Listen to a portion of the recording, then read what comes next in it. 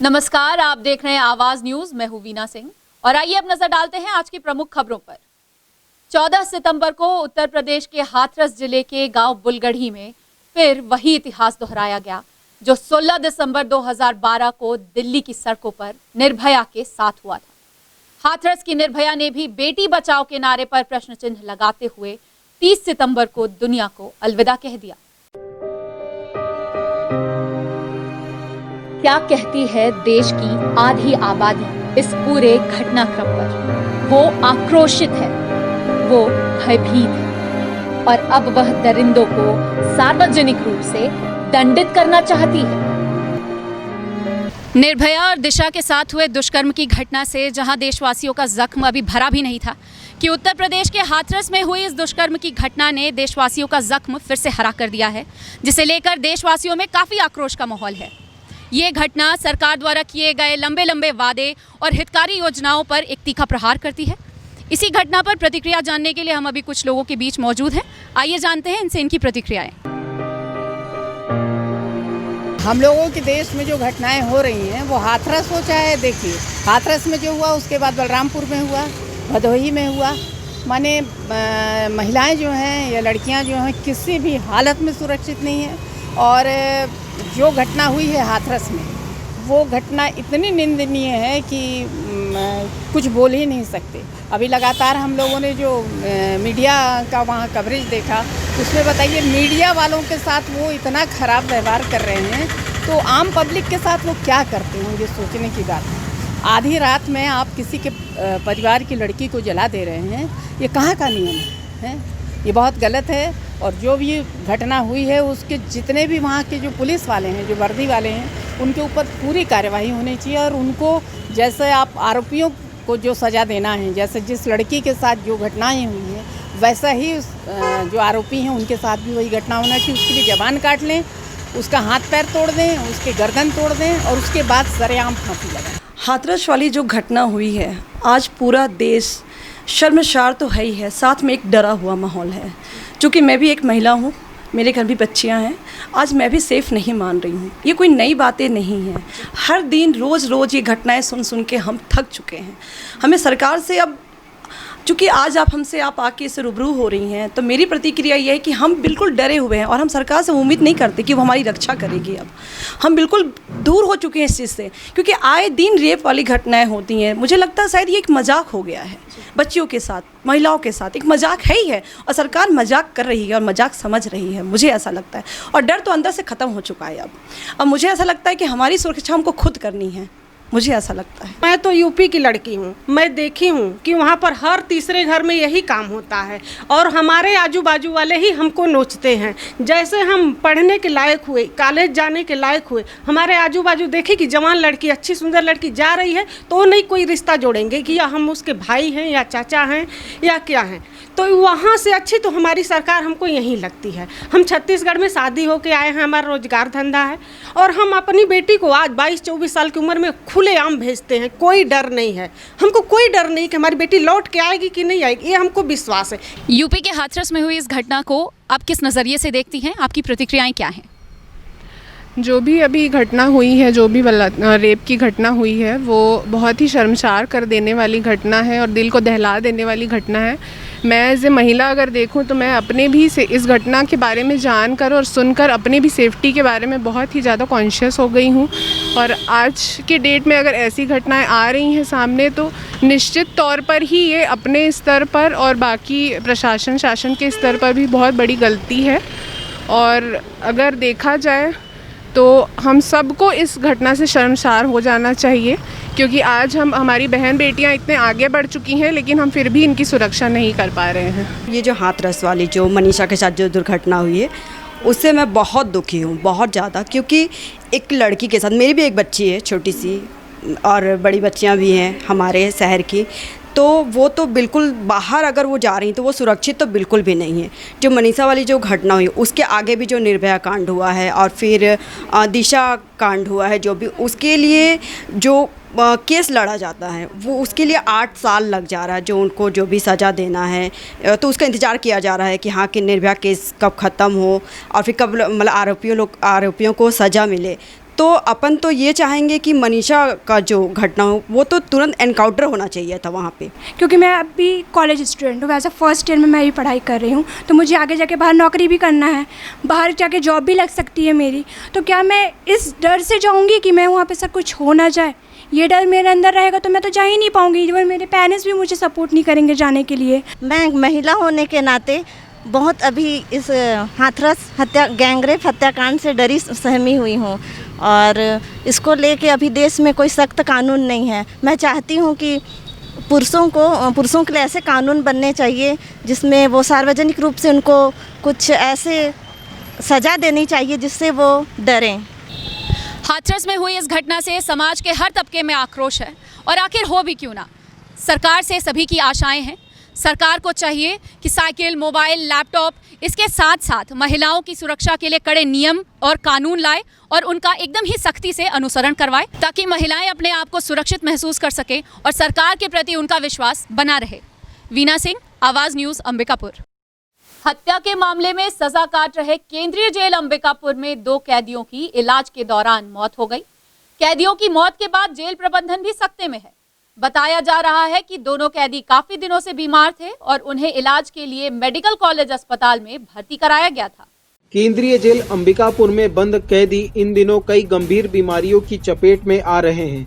एक तरफ दर्जनों की संख्या में कैदी कोविड-19 संक्रमण से जूझ रहे हैं, वहीं दूसरी ओर कई कैदियों की अन्य बीमारियों से मौत हो रही है। केंद्रीय जेल के कैदियों का उपचार तो चल रहा है, बावजूद इसके कैदियों की मौत हो रही है। 12 घंटे के भीतर 2 और कैदियों की मौत होने का मामला सामने आया है। दोनों कैदी सेंट्रल जेल अंबिकापुर में हत्या के मामले में सजा काट रहे थे। जशपुर निवासी विक्टोर कुजूर 16 दिसंबर 2019 से सेंट्रल जेल अंबिकापुर में बंद था। सजा याफ्ता कैदी विक्टोर कुजूर की 1 अक्टूबर की सुबह अचानक तबीयत बिगड़ गई। इसके बाद जेल प्रबंधन उसे इलाज के लिए मेडिकल कॉलेज अस्पताल लेकर आ गया। उसकी हालत गंभीर देख चिकित्सकों ने उसे जेल वार्ड में भर्ती करा दिया, लेकिन कैदी की इलाज के दौरान शनिवार शाम मौत हो गई। इधर इस कैदी की मौत के बाद 12 घंटे के भीतर एक और हत्या के मामले में सजा काट रहे कैदी की मौत होने का मामला सामने आ गया। कोरिया जिले के बैकुंठपुर निवासी मिथिलेश हत्या के मामले में अंबिकापुर केंद्रीय जेल में बंद था। कैदी मिथिलेश भी बीते कुछ दिनों से बीमार था।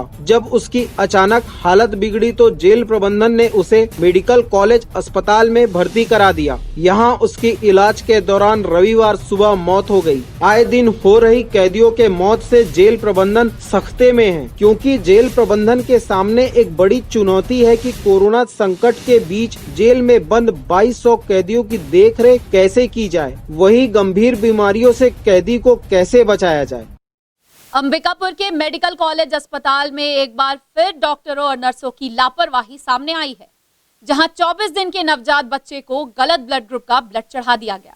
वहीं परिजनों ने इस मामले में बड़ी लापरवाही करने का आरोप डॉक्टर और नर्सों पर लगाया है।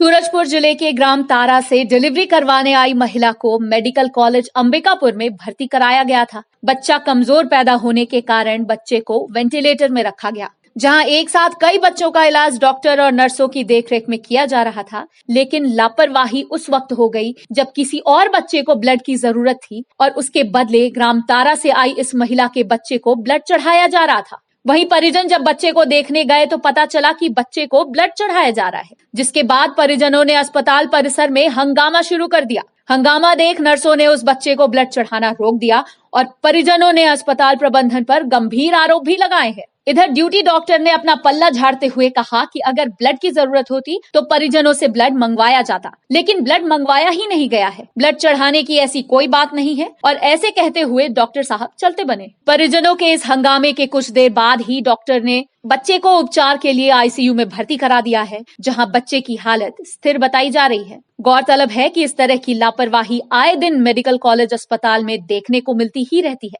बावजूद इसके यदि अस्पताल प्रबंधन का इस पर कोई ध्यान नहीं जाता है तो डॉक्टरों और नर्सों की लापरवाही का नतीजा मरीजों को भुगतना पड़ रहा है। मेरे बच्चे का ब्लड ग्रुप बी नेगेटिव है और ये कोई कुमारो नाम की है, उनके बच्चे का ब्लड ग्रुप ओ पॉजिटिव है। वो अपने बच्चे के लिए लाई थी, मगर सिस्टर मेरे बच्चे को चढ़ा दी वो ब्लड ग्रुप। जिसके कारण हम लोग डॉक्टर से कंप्लेन किए हैं। तो डॉक्टर का कहना है कि आप लड़के के पिताजी हैं, आप उसको ये लिख के हम लोग को दीजिए कि बच्चे को कुछ होता है तो हमारी कोई जवाबदारी नहीं, आपकी जवाबदारी होगी। तो मैंने बोला आप भी एक पर्ची में लिख के दीजिए कि हम लोग क्या बोलते हैं ब्लड ग्रुप दूसरा गलती से चढ़ा दिए हैं, मगर डॉक्टर उस चीज़ को मानने के लिए तैयार नहीं। उनका कहना है कि हम लोग कोई खून नहीं चढ़ाएं।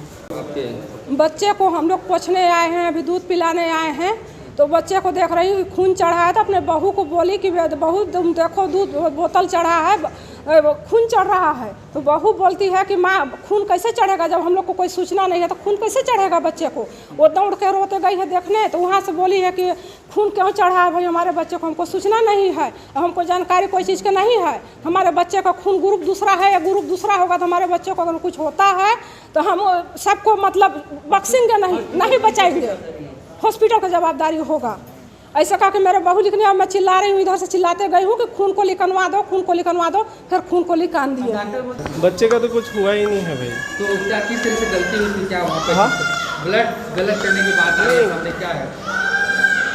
कोई ब्लड गलत नहीं हुआ है भैया, बिल्कुल नहीं। ब्लड क्यों लगेगा, ब्लड की रिक्वायरमेंट रहेगी तब तो लगाएंगे ना। ब्लड की कोई रिक्वायरमेंट, इनकी ब्लड क्यों चढ़ेगा भाई? मैं तो देखा हूँ जिसमें ब्लड लगा ही नहीं था, है ना। पैर में ब्लड अभी तक लगा हुआ है, आप कुछ भी बोल लीजिए, मैं तो जो देखा हूँ, देखिए मैं जो देखा हूँ मैं आपको बता रहा हूँ, है ना। बच्चा डिलीवर होने वाला है, मुझे ये बताइए, मैं बच्चा डिलीवर होने वाला है, आके के फिर बात करता हूँ। खबरों का सिलसिला जारी रहेगा, लौटते हैं एक छोटे से ब्रेक के बाद।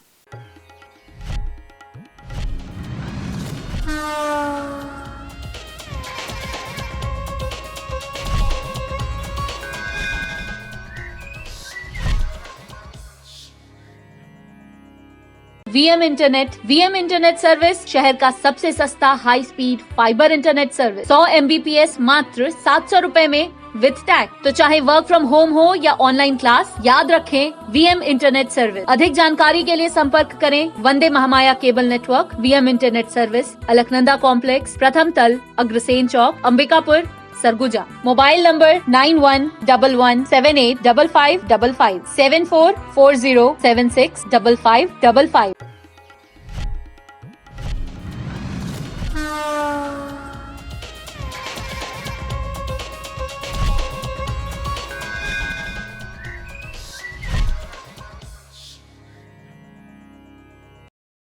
ब्रेक के बाद आपका स्वागत है। आइए बढ़ते हैं अगली खबर की ओर। उदयपुर वन परिक्षेत्र में हाथियों के आतंक का सिलसिला खत्म होने का नाम ही नहीं ले रहा है। हाथियों ने अलकापुरी में एक किसान के घर को तोड़ डाला, साथ ही 1 हेक्टेयर धान की फसल को भी रौंदकर बर्बाद कर दिया। हाथियों के आतंक के कारण ग्रामीण रत जगह करने को मजबूर हो गए हैं।